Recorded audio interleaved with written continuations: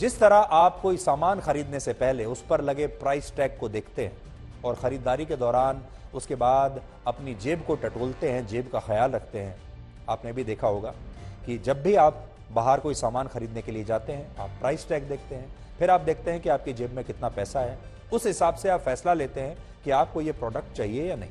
आप बाजार जाते हैं, आपको गाड़ी लेनी है, आप 5 लाख की गाड़ी लेंगे, 50 लाख की गाड़ी लेंगे, 25 लाख की गाड़ी लेंगे, ये सब आप जानते हैं क्योंकि आपको पता है कि आपकी जेब में, आपके बैंक में कितना पैसा है, उस हिसाब से आप अपना फैसला लेते हैं। और कोई भी सामान आप जब खरीदते हैं, गाड़ी खरीदें, घर खरीदें, कपड़ा खरीदें, जूता खरीदें, टीवी खरीदें, फोन खरीदें, आप अपनी जेब का ध्यान रख के ही खरीदते हैं। लेकिन जब आप खाना खाने के लिए बैठते हैं या बाहर जब खाना खाने के लिए जाते हैं,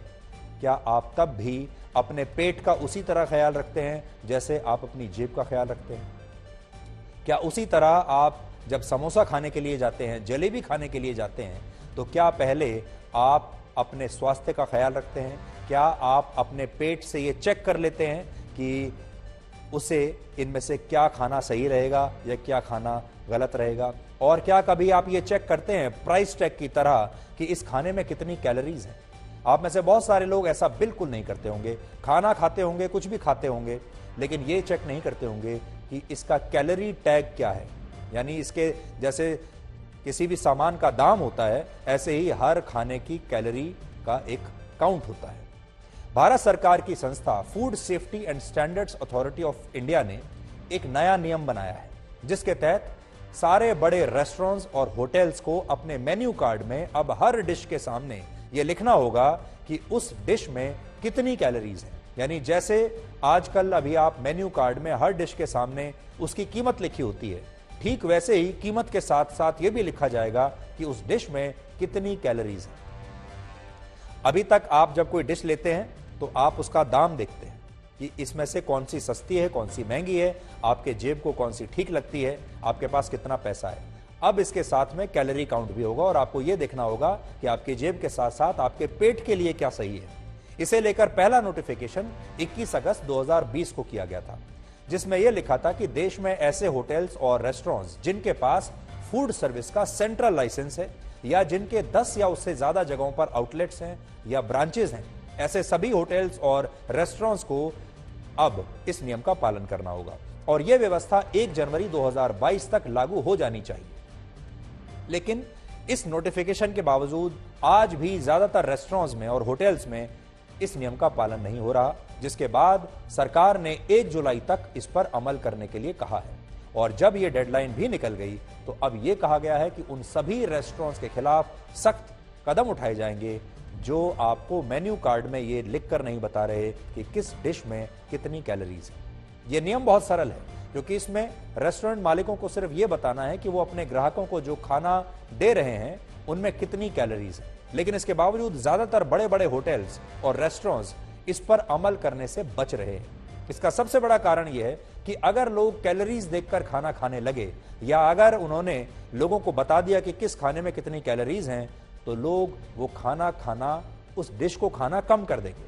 मान लीजिए आप किसी रेस्टोरेंट में खाना खाने के लिए जाते हैं और उसके मेन्यू कार्ड पर आपको यह लिखा हुआ मिल जाए कि हर व्यक्ति को दिन में औसतन 2000 डाइटरी कैलोरीज की ही आवश्यकता है,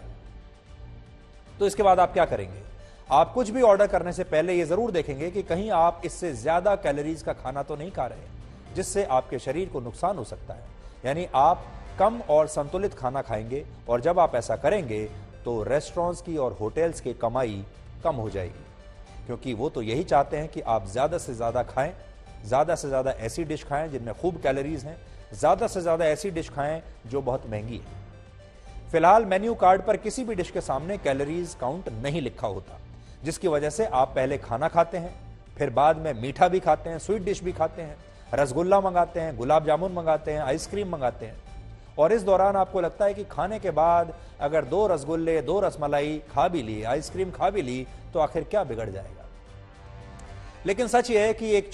छोटे वाले रसगुल्ले में 125 कैलोरीज होती है। इसी तरह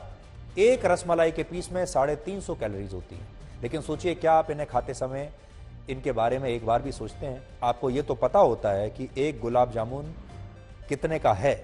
लेकिन ये नहीं पता होता कि कितनी कैलोरीज का है, और यही जानना आपके लिए बहुत आवश्यक है। और ये खाने का गणित है जिसे आज आपको समझना चाहिए।